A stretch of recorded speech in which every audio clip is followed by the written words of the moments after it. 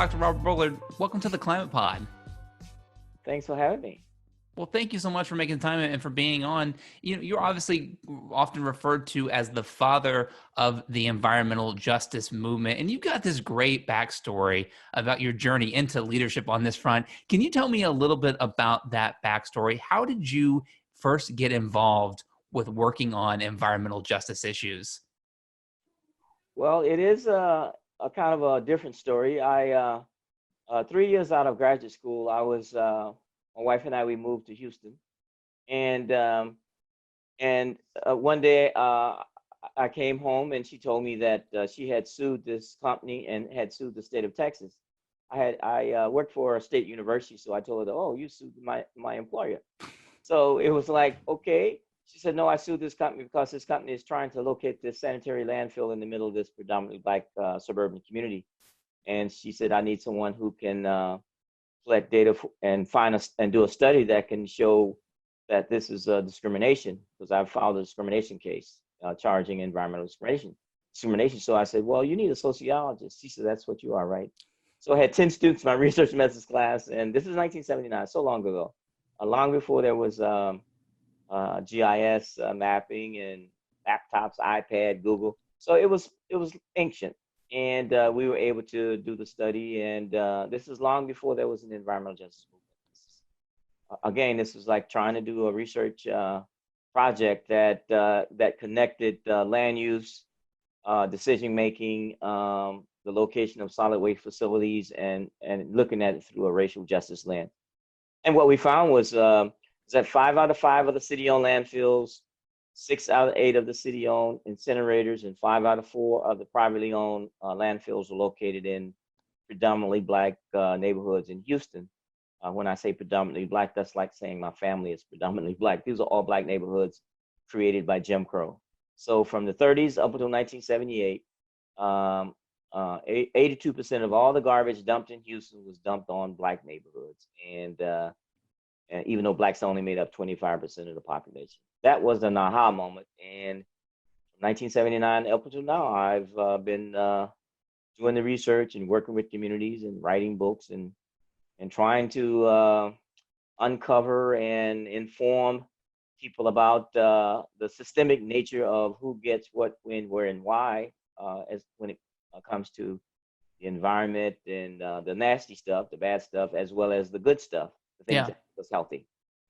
And as you mentioned, I mean, you've written entire books just about Houston, as well as being a global thought leader on environmental justice. So now you're a global thought leader, but also have been really entrenched in local issues. How has being from Houston informed your approach to environmental justice? Well, Houston is very unique. It's different. It is the capital of unrestrained capitalism. It's the only major city that does not have zoning. It's the 4th largest city in the country. And so it has this unique kind of the Houston way.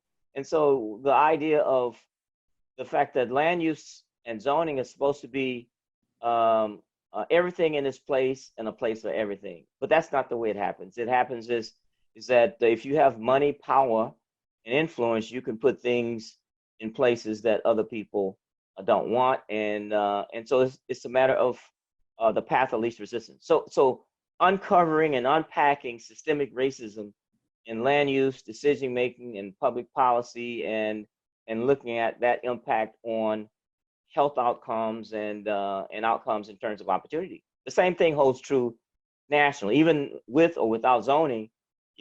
People of color and poor people, working class people, get more than their fair share of the bad stuff, and fewer of the good stuff that make us healthy, livable, sustainable, and resilient. And that's true not just the United States, but it's also true across the globe. And as you mentioned, you get started in 1978 working on this. At the time, the idea of environmental justice was still forming as a movement. How did you see that start to form as a coalition and grow over the course of your career? Well, in 1979, there was no environmental justice movement. There was an environmental movement, and there was a civil rights movement, but they were on 2 separate tracks. Yeah. When we were doing the Bean case in 1979, and I showed I had the data, the facts, the reports, the empirical evidence that this was not just a random location of landfills and incinerators and garbage dumps across the city. And we went to some environmental groups. I'm not going to call any names, but we know who they are. Yeah. And they basically said, "Well, these are the data. These are some astonishing numbers, but isn't that where the landfill is supposed to be in Black neighborhoods?" And so yeah, I was shocked. But we also went to the civil rights organizations, and they basically said, "Well, yeah, this is shocking, but we don't work on environmental issues. We work on housing discrimination and voting and education, employment." And so we were kind of like left with on our own. It took 25 years before the environmental conservation movement and the civil rights movement converged to form what we call now the environmental justice movement. But we must recall that in 1968, Dr. Martin Luther King went to Memphis, Tennessee, on an issue regarding garbage and striking Yeah. garbage workers. That was an environmental issue, but somehow it kind of slipped off the radar for the civil rights movement, and it was never on the radar for the mostly white conservation environmental organizations.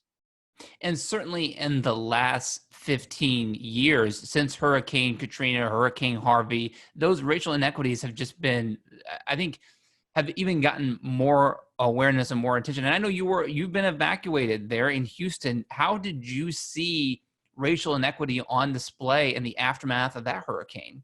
Well, I've worked on environmental justice for the last 40 years. I've worked with communities that have been evacuated from floods and hurricanes and wildfires, all kinds of disasters. Uh, but I've worked with communities. I've never had to evacuate myself. It's nothing like having to leave your home with just the clothes on your back and the rising waters. You don't know if when you come back, you're gonna have lost everything. But after Hurricane Katrina, and after seeing those who's on rooftops and who have to be floated out and evacuated, I mean that was a clear signal and sign that disasters do not just affect everybody the same. And it's true for flooding, and it's true for climate change. It's true for the coronavirus pandemic. I mean, when you talk about disasters and you talk about environmental issues, you can see that there are systemic reasons why some communities are getting first, worst, and longest impacts. And again, a lot of it has to do with how resources are allocated, and a lot of times it's based on racial redlining and segregation. A lot of it's based on land use planning and who gets monies for flood protection. But Katrina was an eye opener, and after Katrina, I had been working in the Gulf Coast for many years, but we wrote a book on it, and the same kinds of findings that we saw in Katrina in 2005, we saw the same kinds of pattern reoccurring in Hurricane Harvey in 2017, and in terms of the mapping of which communities get hit the hardest. Now, Houston, Harvey flooded and affected everybody in Houston, because who counted on 50 plus inches of rain in 3 days? Nobody, no scientist, calculated that or projected that.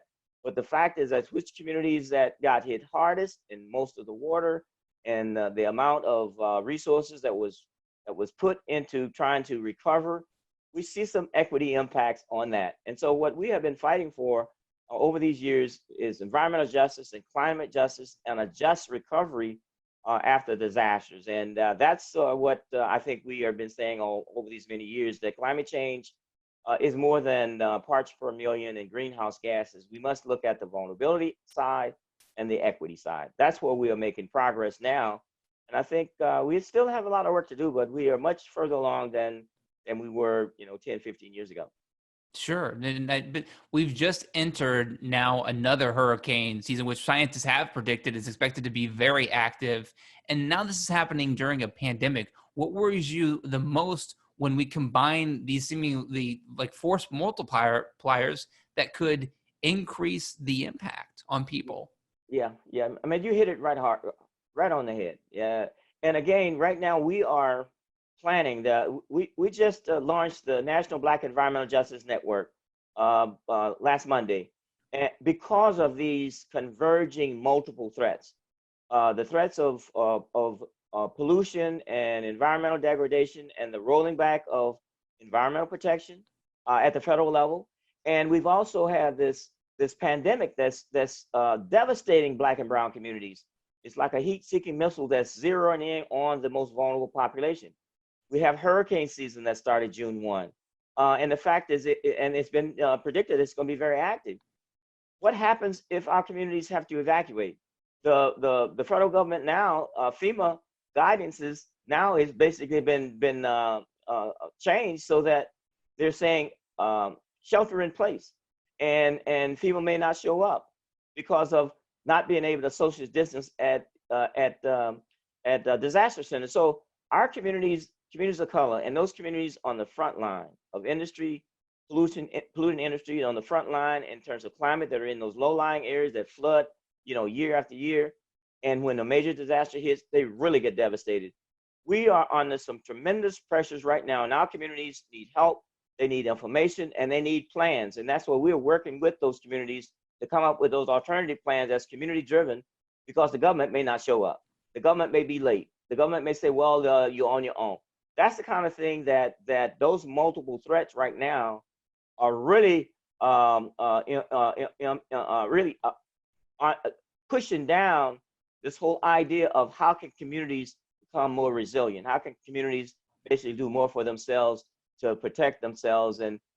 But it's difficult now with these different pandemics that are out. And then we add this whole horrific police violence and seeing all those videos on television, and people are really having stress, trauma, and all those things is happening to our communities. And so we must work with them. We must not give up. We must work across generations. And right now, I'm really just elated that we have these young people, intergenerational folks, working across racial and ethnic lines and economic lines to say we have to get this right, and we have to work on systemic racism that's creating a lot of these the inequality and the disparities. And I think the fact that my generation, baby boomers, right now, we are outnumbered by the millennials and the younger than millennials, and so that's the majority. They're in the majority, and we worked on these issues for 40 years, and we did made some changes. But I think these young people are fearless. They are impatient, and they sense this urgency. I think that gives me hope and gives me optimism. Well, you work with a lot of young activists, and you train a lot of young activists, and a lot of what is being pushed from young activists is this idea of making sure that justice is included in climate solutions. And earlier this week on the podcast, we talked to Dr. Parrish Berquist, who's part of a team that did this research on how Americans feel when climate solutions are tied to other economic and social reforms. And just speaking in general, climate solutions are more popular when they are tied to economic and social justice reform. So it's certainly, there's an appetite there from Americans. How would you assess the way lawmakers at the state, local, and federal level are meeting that demand that people have for wanting to tie climate solutions to justice? I think there's much more empathy and a much more understanding that if we are to get it right and have real climate solutions, that the equity lens must be applied, and that there's a push now from the bottom up, from local communities at the state, and then moving to the federal level, that because of so many people now, as I said before, we have these multiple generations of folks and organizations now, even young people who are not even old enough to vote, who are demanding, and at some point in time they will vote, and at some point in time they will have a majority vote and a perspective. But we don't have to wait for that. We can do that right now. So there's a big push now to deal with the climate justice, the economic justice, the racial justice, and all those things are tied together. The issue of food security, the issue of clean energy, the issues of having a built environment that's healthy, sustainable, livable, and resilient. Looking at the health equity piece, looking at transportation, all green jobs, all these things are now converging. And so we don't have these multiple movements. We have one movement, and that's about justice.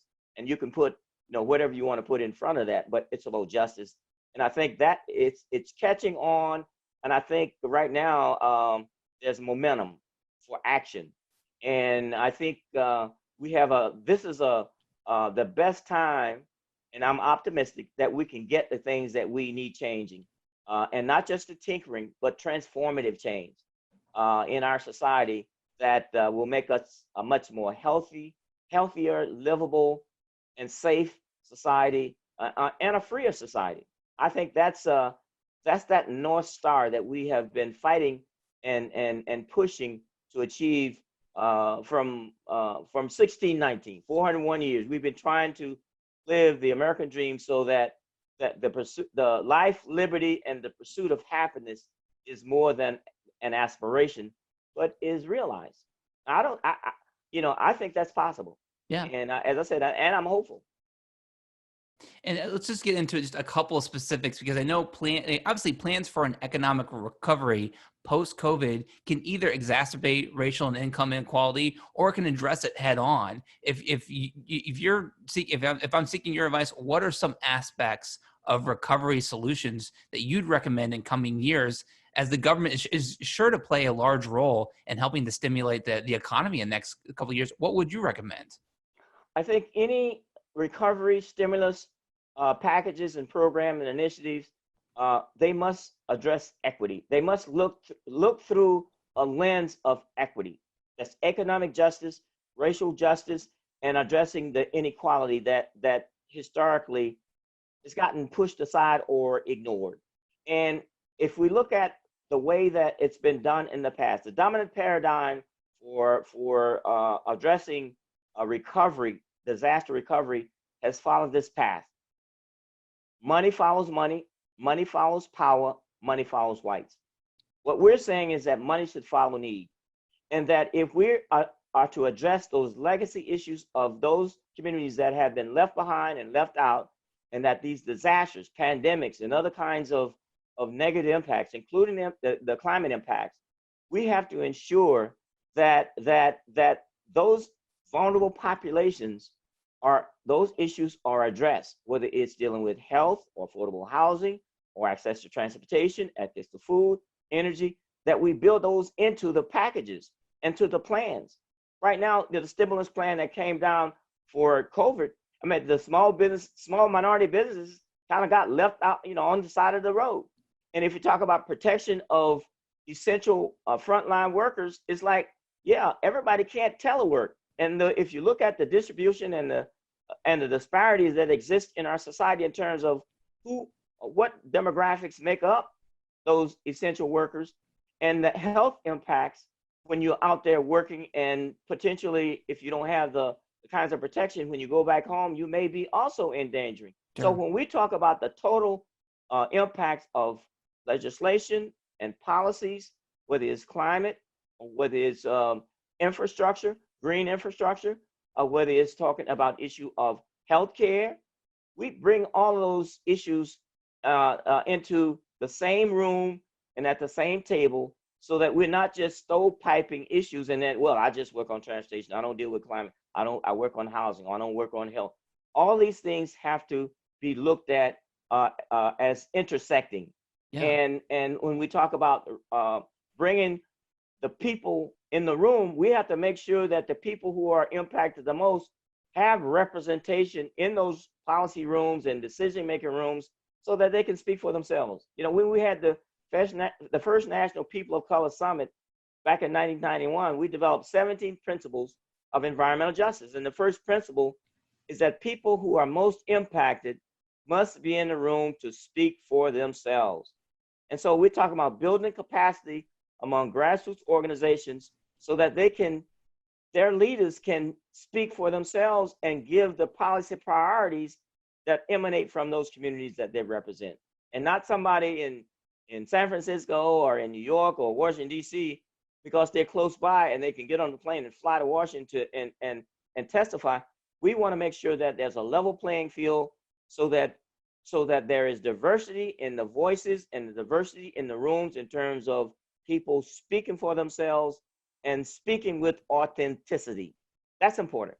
Yeah. Well, because air pollution is one area where we know there are just remarkably disproportionate impacts, and you've written and studied how air pollution affects public health. And as I've heard you say before, healthcare is great, but if you don't start to address the air pollution problem, what good is having healthcare if you're just making people sick? And I'm curious, what was going through your mind when you started to see this pandemic unfold? And we began to realize earlier this year that this was a respiratory virus that was going to attack lung health. What were you thinking? When a reporter asked me, was I surprised that COVID was hitting the Black community hard? And my answer was no, I'm not surprised, because it is a respiratory illness. And if you look at respiratory illnesses and the health disparities among African Americans, for example, African American adults are 3 to 4 times more likely to be hospitalized or die from asthma. And if you look at Black children are 10 times more likely to die from asthma than white children. And so if you look at respiratory illnesses, diabetes, heart disease, stroke, obesity, you look at a lot of the what they call comorbidity, the underlying condition in Black communities and brown communities. Our communities, we're sicker. And so COVID was like a heat-seeking missile that was targeted toward the most vulnerable communities, and that death bomb exploded into those high disproportionate hospitalization and deaths. And so when Harvard did his study in April of this year, showing the relationship between PM 2.5 particulate matters and COVID, it's like, great. It's nice to have Harvard saying it, because if the folks from Harvard say it, maybe somebody would believe it. But the idea is that our communities have been hit hard by pollution and from industries and the co-pollutants that are coming out of the smokestack. And then you look at the cumulative impact of all of this pollution on people's health, you can see why our community is sicker. And so this COVID thing has uncovered a lot of the disparities, the health disparities, the health care disparities, the environmental disparities, the economic disparities, the workforce disparities. So it's like a big a microscope, Yeah. magnifying glass that has really made things larger, so that most of our society can see it, because most Americans don't live in the situation not just described. Most people don't live next to the freeway or a landfill incinerator or next to the refinery, et cetera, and they can't visualize it. And it's not on the 6 o'clock news. Yeah. But again, when you look at all the dying and the hospitalization, it has brought to the light a lot of these issues. You look at all these demonstrations and how these protesters are making those connections. The Black Lives Matter, I can't breathe. In our community, the environmental justice community, because of the pollution and the encircling of industries, I can't breathe. I mean, look, if you can't breathe, you can't breathe. It's just a matter of what the culprit is. And I think that's why this time is different. Yeah. As I said, this time is different, and I think this is the right time. As Dr. King basically said, and I may get it wrong, paraphrase, it's always the right time to do the right thing. I mean, this is the right time to do the right thing, and I think justice is basically the word for today. Justice. And I was thinking, just listening to what you're saying, it's not only where people live, but where people have the choice to live. And you told The Intercept earlier this week that, quote, the footprint for COVID is lining up with the redlining maps from the 1930s. How have decades of racism in the United States around housing exacerbated the pandemic we're seeing right now? Yeah. As a matter of fact, I wrote a book, I think it was 1992 and 93. It's called Residential Apartheid, The American Legacy. And what that book did was to look at housing patterns and residential patterns, and showing how residential patterns can impact opportunity, can impact education, can impact your life, your quality of life. And so studies are now showing And I'm really glad that folks are doing this research, showing that what happened in the 30s with redlining is now showing up not only in COVID overlays in terms of the areas that were redlined the most. Also, you can see how the COVID hospitalization and death is showing up, but also the red line areas in the 30s, 20s, and 30s, all the way up, is showing up in terms of urban heat islands, the areas that's hottest. And in terms of, we're talking about climate impacts, we're talking about health impacts. And so racism doesn't just happen and then go away. There are residuals that hang around for years and years and years. And right now, we are seeing those impacts. And what we have to do is eradicate the racism once and for all, and not let it reproduce itself. That is done over 100 years. And Yeah. so that's what we are talking about now: eradicating the residuals and making sure that it does not reproduce itself, like the pandemic. We do Racism is another pandemic that has endured and has morphed and into something else that's more less overt, but it's still there and it's still harmful. And racism is violent in terms of allowing so much pollution to be pumped into a neighborhood that if a kid or family wakes up 2 o'clock in the morning and this plume is rushing through and they can't breathe, I mean, that is violence. Yeah. And the same kind of violence in terms of policing in our communities and seeing all of those televised lynching of Black people. And that is the trauma for that has a negative impact. And the mental health impact is PTSD. Having to see all of that is causing mental health issues, it's causing stress, and it's causing trauma. We need Yeah. to eliminate that so that we don't have this trauma. And at the same time, you're seeing all this great political action. We're also seeing environmental protections roll back. And as you said, the most vulnerable communities feel this the first, worst, and longest. What has been your reaction as we've seen more than 100 environmental regulations roll back in the last 4 years alone? Yeah, what we say in the environmental justice community, that that environmental protection is a racial justice issue. It's an economic issue. It's a health issue.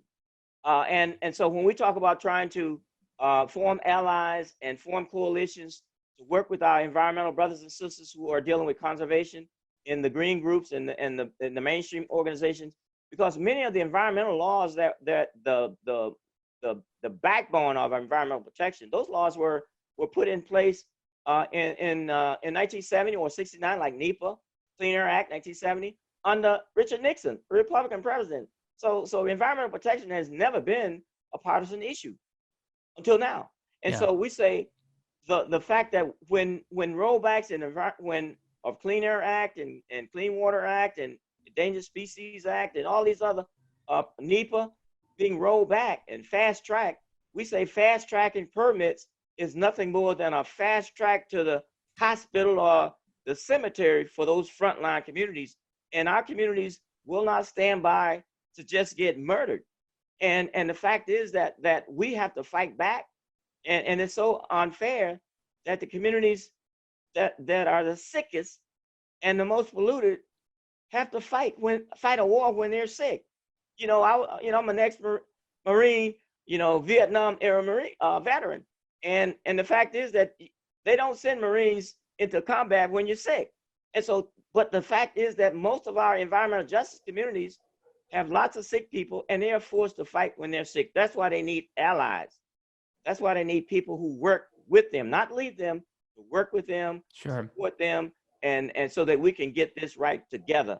Because we are only as strongest as our weakest link. When we do not protect the weakest in our society, we place everybody at risk. Sure. That's why the environmental justice and the climate justice framing is so important. And that has to be the dominant overlay when we talk about climate change policy, we talk about environmental policy and energy policy across the board. That's where we say we have to get it right this time, because if we don't, we're going to sacrifice so many people. Yeah. We're going to have so many deaths that's unnecessary. And so I know you're a lifelong Democrat. What's your advice going to be to making sure justice is the center of that framework? What would your advice be to former Vice President Joe Biden as he looks to better address environmental justice in the presidency, or to make sure he better addresses environmental injustice as he seeks the presidency? I think what Vice President Biden's team should do is to listen to those organizations, those leaders that are on the ground. When we talk about coming up with an environmental justice strategy, there are groups out there, there are people out there who've been doing this work. They have expertise, they have experiences, they have seen things. You understand what I'm saying? They know things, and they can help. I mean, it's not theory, it's real. And so my advice is to look at the issues that are important, that resonate with communities, and that will excite people to vote. And the fact is that we will come out and vote in droves. We know there's a pandemic, and we will fight those forces that's trying to suppress that vote. That's the environmental justice. Suppressing the vote, that's an environmental justice issue, because we cannot get change if we can't get our voices into that voting booth to change. And so the Vice President Biden's team have Lift Every Voice, a Black Agenda for America. And so what we say is, yes, every Black person in this country knows the national Black anthem. I mean, that's like, everybody knows that. So my thing is, yes, let's lift every voice, but also let's lift those organizations and lift those issues so that we talk about connecting health, environment, housing, education, employment, issues around food security, issues around children issues. I mean, we have to work to make sure we talk about a livable wage. We talk about a fair, we talk about if women who work on a job same as men, it should be the same pay. It should be equal pay. Those issues should not be something that's, we can imagine. No, let's make it real, make it happen. I think there's enough people out there that are excited enough and energized enough to make this happen and to change this administration so that we say, no, it's time for a change, and it's time for a new day, and it's time for that real majority to emerge and to realize what we need to do. Yeah. It's not by accident that 70% of Americans feel that this country is in crisis. Yeah. 80% says it's out of control. Well, Black people have felt this way for a long time. And so now the country is catching up with us. We need to do something right now. Well, and as you mentioned earlier, you're doing something right now with the relaunch of the National Black Environmental Justice Network. If our listeners are hearing this interview and they want to help out, spread the word, what can they do to help the relaunch of this network? Well, we're reaching out. Our network was launched more than a week ago, and our goal is to make sure that issues that are related to Black Americans and those Americans that have been left out and left behind, that their voices get into the policy arena, and that our representatives that are moving policy and moving legislation, that they work with us and work with our allies to form real solutions coming out of those communities, and listen and take heed and take notice that there are organizations that are out there that are looking across the disciplines and across different sectors. And as I said before, the word for the day is intersectionality, and that we are reaching out, and that we are willing to work on these issues hard. I mean, this is about life and death. I mean, and we choose life, and that we have young people. It's intergenerational. We talk about passing the torch to young people to take on these tasks, and when times for when they need our assistance and guidance as elders, we will assist and support. But this is an intergenerational launch of our network, because there's a crisis, and we must step up. We can't just leave it to others to decide our future. When we developed the 17 principles of environmental justice, principle number 7 talks about self-determination and the right of people to basically say, we need to do this for ourselves. We speak for ourselves, and the fact that nobody speaks for us. This is a representative democracy, and we want to make it a true representative democracy so that those individuals that have been left out, they're brought in and their voices are heard. That's what we're going to be working long and hard. Our plan is longer than a 4-year plan. We're trying to develop a 50-year plan. And the idea, because it's longer than an election. We know this is not a sprint. Yeah. This is more like a marathon. And so we are trying to recruit marathon runners for justice. That's what we're trying to do. Well, you've done such incredible work. I cannot thank you enough for all the work and for taking the time out of your day to speak with me. Dr. Robert Bullard, thank you again for joining the Climate Pod. My pleasure. Thank you.